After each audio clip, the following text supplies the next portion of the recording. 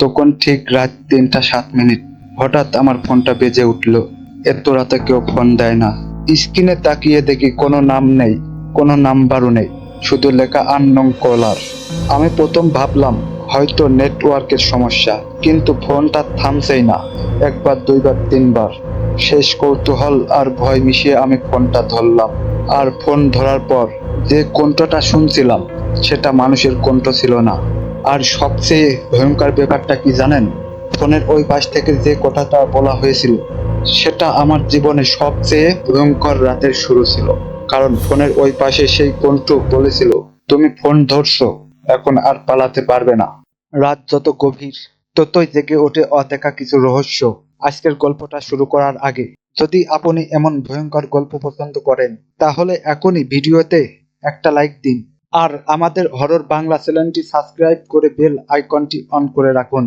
কারণ প্রতিদিন আমরা নিয়ে আসি আরো ভয়ঙ্কর রহস্যময় গল্প। এবার লাইট বন্ধ করুন, চারপাশে একটু ভালো করে দেখে নিন, কারণ আজকের গল্পটা আমার নাম আরি। আমি তখন বিশ্ববিদ্যালয়ের ছাত্র। একটা ছোট বাসায় একাই থাকতাম। সেই রাতে আমি একটা প্রজেক্ট শেষ করছিলাম। ঘড়িতে তখন প্রায় রাত ৩টা। পুরো এলাকা নিস্তব্ধ। বাইরে হালকা বাতাসে গাছের পাতার শব্দ ছাড়া কিছুই নেই। হঠাৎ আমার ফোনটা বেজে উঠল। আমি অবাক হয়ে ফোনটা হাতে নিলাম, কারণ এত রাতে কেউ আমার ফোনে ফোন দেয় না। স্ক্রিনের দিকে তাকিয়ে দেখি আননোন কলার, কোনো নাম্বার নেই। আমি একটু দ্বিধায় পড়লাম, ধরবো না ধরবো না, কিন্তু ফোনটা বারবার বেজেই চলছে। শেষে বিরক্ত হয়ে ফোনটা ধরলাম। হ্যালো। কিছুক্ষণ কোনো শব্দ নেই। আমি বললাম, হ্যালো, কে বলছেন? হঠাৎ ফোনের ওই পাশ থেকে একটা শব্দ ভেসে আসলো, কিন্তু সেটা কথা নয়, শ্বাস নেওয়ার শব্দ। ধীরে ধীরে ভারী ঠান্ডা শ্বাস। আমার শরীরের লোম দাঁড়িয়ে গেল। আমি আবার বললাম, হ্যালো, কে বলছেন? হঠাৎ একটা ফিসফিসে কণ্ঠ শোনা গেল, তুমি একা আছো? আমি অবাক হয়ে বললাম, জি। কে বলছেন? ওই পাশের কণ্ঠটা হালকা হেসে উঠল, কিন্তু সেই হাসিটা একদম অস্বাভাবিক, যেন অনেক দূর থেকে প্রতিধ্বনি হয়ে আসতে হয়। তারপর সে বলল, জানলার দিকে তাকাও। আমার বুক ধক করে উঠল, কারণ আমি তখন সত্যিই জানলার পাশে বসেছিলাম। আমি ধীরে ধীরে জানলার দিকে তাকালাম। বাইরে অন্ধকার, রাস্তার লাইটের আলোয় ফাঁকা রাস্তা দেখা যাচ্ছে, কেউ নেই। আমি ফোনে বললাম, আপনি কে? ওই পাশ থেকে খুব শান্ত গলায় উত্তর এলো, আমি তোমার সামনে দাঁড়িয়ে আছি। আমার শরীর ঠান্ডা হয়ে গেল। আমি আবার জানলার বাইরে তাকালাম, কেউ নেই। হঠাৎ ফোনের ওই পাশ থেকে আবার সেই কণ্ঠে বলল, আরে তুমি কি আমাকে দেখতে পারছো না? আমার হাত কাঁপতে শুরু করলো, কারণ আমি তাকে কখনোই আমার নাম বলিনি। আমি কাঁপা গলায় বললাম, আপনি আমার নাম জানলেন কিভাবে? ওই পাশ থেকে কয়েক সেকেন্ড চুপ। তারপর খুব ধীরে সে বলল, আমি তো অনেকদিন ধরেই তোমাকে দেখছি। আমার বুকের ভিতর ধুকপুক শুরু হয়ে গেল। আমি দ্রুত জানলা বন্ধ করে দিলাম। ফোনটা কেটে দিতে যাচ্ছিলাম, ঠিক তখনই সে বলল, ফোন কেটে দিও না, না হলে আমি ভেতরে চলে আসব। আমার হাত যেন জমে গেল। আমি ফিসফিস করে বললাম, আপনি কে? কিছুক্ষণ নীরব। তারপর হঠাৎ করে সে বলল, তুমি কি মনে করতে পারো ৩ বছর আগে কি করেছিলে? আমার মাথা ঝিমঝিম করতে লাগলো, কারণ ৩ বছর আগে একটা ঘটনা ঘটেছিল যেটা আমি জীবনে ভুলতে চাই। সেই রাতে আমি আর আমার কয়েকজন বন্ধু একটা পুরনো বাড়িতে গিয়েছিলাম। লোকজন বলতো বাড়িটা অভিশপ্ত। আমরা ভেবেছিলাম এটা শুধু গুজব, কিন্তু সেই দিন রাতে আমরা এমন কিছু দেখেছিলাম যেটা আজও দুঃস্বপ্ন হয়ে ফিরে আসে। ফোনের ওই পাশের কণ্ঠে আবারও বলল, তোমরা ৫ জন গিয়েছিলে, কিন্তু ফিরে এসেছিলে ৪ জন। আমার বুকের ভিতর যেন কেউ বরফ ঢেলে দিল, কারণ এই কথাটা সত্যি। আমাদের এক বন্ধু সেই রাতে নিখোঁজ হয়ে গিয়েছিল। আমরা কাউকে কিছু বলিনি, পুলিশকেও না, কারণ আমরা ভয় পেয়েছিলাম। কিন্তু এখন ফোনের ওই পাশের এই অজানা কণ্ঠ সবকিছুই জানে। আমি কাঁপা গলায় বললাম, আপনি কে? ওই পাশ থেকে ধীরে ধীরে উত্তর এলো, আমি সেই যাকে তোমরা ওই বাড়িতে রেখে এসেছিলে। ঠিক তখনই আমার ঘরের লাইটটা হঠাৎ নিভে গেল। ঘর অন্ধকার হয়ে গেল। ফোনের স্ক্রিনের আলো ছাড়া কিছুই দেখা যাচ্ছে না। আর তখনই আমি আমার ঘরের ভিতরে কারোর হাঁটার শব্দ শুনতে পেলাম। ধীরে ধীরে আমার শ্বাস বন্ধ হয়ে আসছিল। ফোনের ওই পাশ থেকে আবারও সেই কণ্ঠ বলল, আমি বলেছিলাম ফোন কেটে দিলে আমি ভিতরে চলে আসব। আমি ধীরে ধীরে পিছনে তাকালাম, আর তখন আমি দেখলাম ঘরের অন্ধকারে একটা ছায়া দাঁড়িয়ে আছে, আর সেই ছায়াটা ধীরে ধীরে আমার দিকে এগিয়ে আসছে। মনে হচ্ছিল কেউ খালি পায়ে হাঁটছে। আমি ভয় পেয়ে চিৎকার করে বললাম, কে সেইখানে? কোনো উত্তর নেই, কিন্তু ফোনের ওই পাশের সেই কণ্ঠে আবারও শোনা গেল, ভয় পেয়েছো? আমি কাপা গলায় বললাম, তুমি কে? ওই পাশের কণ্ঠে ধীরে ধীরে বলল, তুমি কি সত্যিই আমাকে ভুলে গেছো আরিফ? আমার বুকের ভিতর ধক করে উঠল, কারণ সেই কণ্ঠটা এবার একটু পরিচিত লাগছিল। আমি চোখ ছোট করে অন্ধকারের দিকে তাকালাম, কিন্তু কিছুই পরিষ্কার দেখা যাচ্ছে না। ঠিক তখনই হঠাৎ আমার ঘরের লাইটটা আবারও জ্বলে উঠল। আমি দ্রুত সামনে তাকালাম, কিন্তু ঘরের ভিতরে কেউ নেই। আমি হাঁপাতে লাগলাম, ঘামতে শুরু করছি। আমি ফোনে বললাম, তুমি কোথায়? ওই পাশ থেকে একটা ছোট হাসি শোনা গেল, আমি তো এখানেই আছি, সব সময় তোমার কাছেই ছিলাম। আমার মাথা যেন কাজ করছিল না। আমি ধীরে ধীরে বিছানায় বসে পড়লাম। তারপর সেই কণ্ঠটা আবার বলল, 3 বছর আগে সেই বাড়ির কথা মনে আছে? আমার চোখের সামনে যেন সবকিছু ভেসে উঠল। 3 বছর আগে আমি, রাহুল, সুমন, তানভীর আর নাবিল, আমরা 5জন ছিলাম খুব ঘনিষ্ঠ বন্ধু।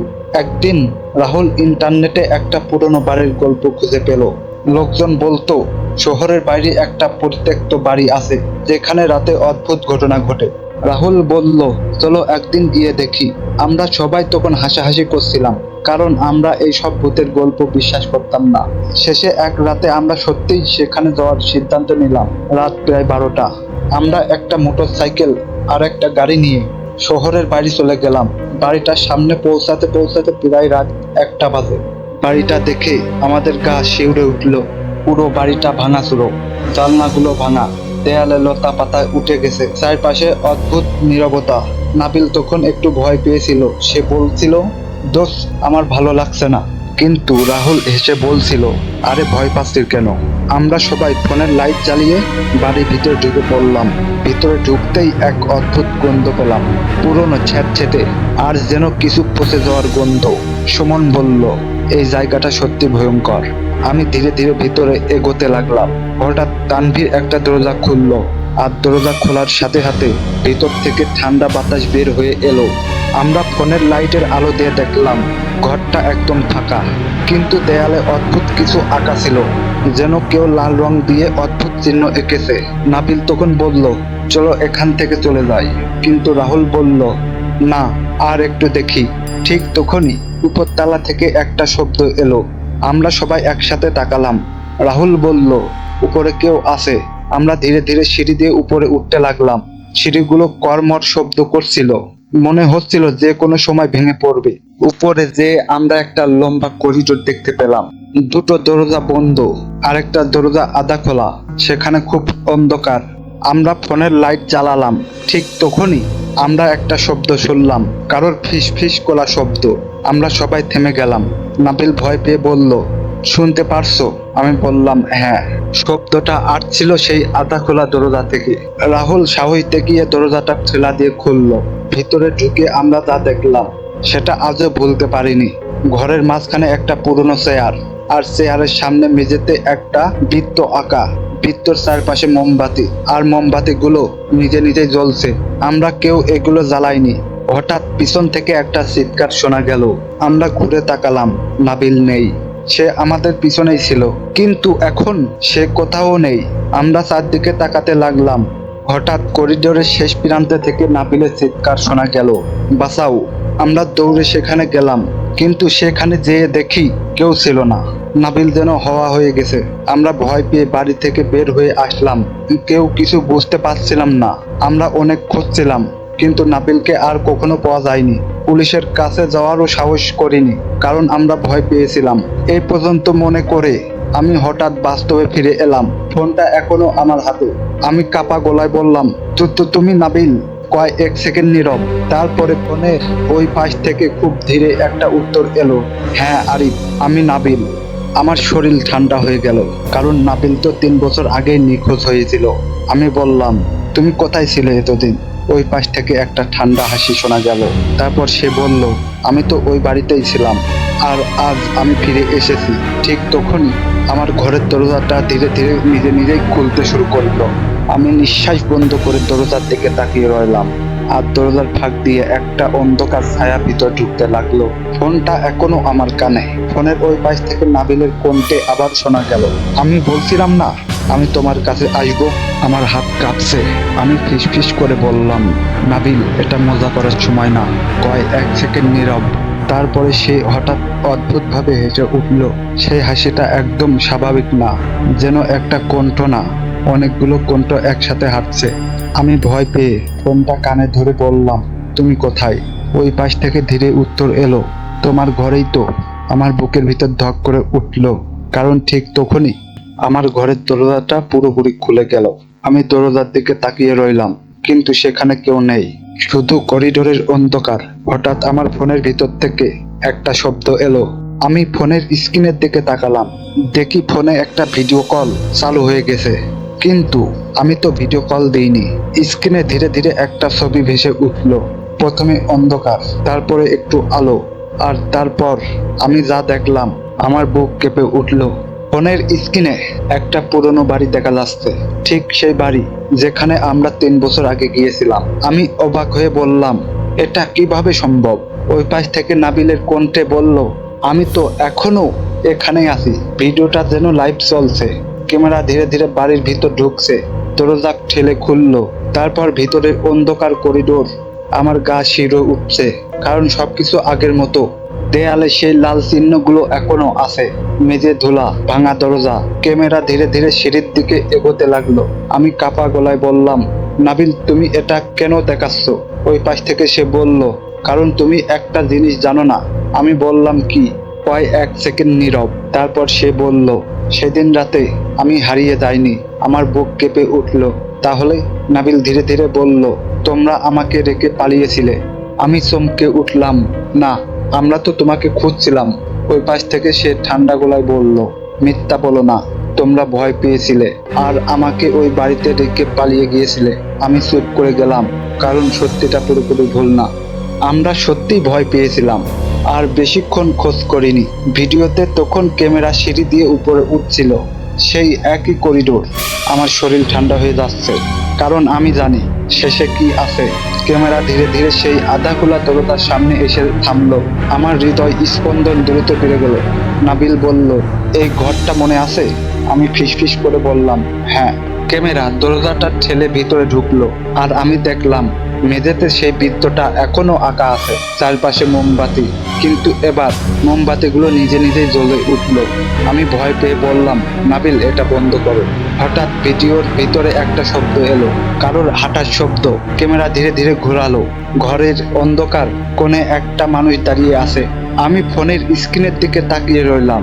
ধীরে ধীরে সেই মানুষটা সামনে এগিয়ে এলো, আর তখন আমি তার মুখ দেখলাম। আমার শরীর জমে গেল, কারণ সেটা নাবিল, কিন্তু তার চোখ দুটো একদম কালো আর মুখে অদ্ভুত হাসি। ভিডিওর ভিতর নাবিল ধীরে ধীরে বলল, তোমরা আমাকে এখানে রেখে গিয়েছিলে, কিন্তু আমি একা ছিলাম না। আমি কাপা গলায় বললাম, তুমি কি বলতে চাচ্ছ? হঠাৎ ভিডিওর পিছনে অন্ধকার থেকে আরো কয়েকটা ছায়া বের হতে লাগলো, মানুষের মতো, কিন্তু পুরো মানুষ না। আমি ভয় পেয়ে ফোনটা দূরে সরিয়ে নিতে চাইলাম। ঠিক তখনই নাবিল বলল, ওরা আমাকে বাঁচিয়ে রেখেছিল, কিন্তু তার বদলে একটা জিনিস চেয়েছে। আমি ফিসফিস করে বললাম, কি? নাবিল ধীরে ধীরে বলল, তোমাদের। আমার বুক ধক করে উঠল। মানে? ওই পাশ থেকে সে বলল, ওরা বলছে যারা আমাকে এখানে রেখে গেছে তাদের সবাইকে এখানে আনতে হবে। ঠিক তখনই আমার ফোনের একটা মেসেজ আসলো। আমি ফোনের স্ক্রিনের দিকে তাকালাম, একটা লোকেশন পাঠানো হয়েছে। আমি দেখে অবাক হয়ে গেলাম, কারণ সেটা সেই অভিশপ্ত বাড়ির লোকেশন। নাবিল বলল, আগামীকাল রাত 3টার আগেই এখানে চলে আসো, না হলে। আমি কাপা গলায় বললাম, না হলে কি? কয় 1 সেকেন্ড নীরব। তারপর সে খুব ধীরে বলল, না হলে ওরা নিজেরাই তোমার কাছে চলে আসবে। ঠিক তখনই আমার ঘরের লাইট আবারও নিভে গেল। অন্ধকার। ফোনের স্ক্রিনও হঠাৎ বন্ধ হয়ে গেল, আর অন্ধকারের মধ্যে আমি আমার ঘরের ভিতরে কারোর শ্বাস নেওয়ার শব্দ শুনতে পেলাম। আর সেই অন্ধকারের ভিতর থেকে একটা কণ্ঠ ফিসফিস করে বলল, আরিফ, সময় খুব কম। গল্পটা কেমন লাগলো কমেন্টে অবশ্যই জানাবেন। আপনার মতামতই আমাদের আরো ভয়ঙ্কর গল্প বানাতে অনুপ্রেরণা করে। ভিডিওটি ভালো লাগলে লাইক দিন, আর আপনার বন্ধুদের সাথে শেয়ার করুন যদি তাদেরও ভয় দেখাতে চান। আর যদি আপনি নতুন হন, তাহলে এখনই চ্যানেলটি সাবস্ক্রাইব করে বেল আইকনটি অন করে দিন, কারণ প্রতিদিন রাতেই আমরা নিয়ে আসি নতুন নতুন ভয়ঙ্কর গল্প। মনে রাখবেন, সব গল্প গল্প নয়, কিছু সত্যিও লুকিয়ে থাকে অন্ধকারে। আবার দেখা হবে পরের ভয়ঙ্কর গল্পে। ততক্ষণ পর্যন্ত সাবধানে থাকুন, ভালো থাকুন, অন্ধকার থেকে দূরে থাকুন।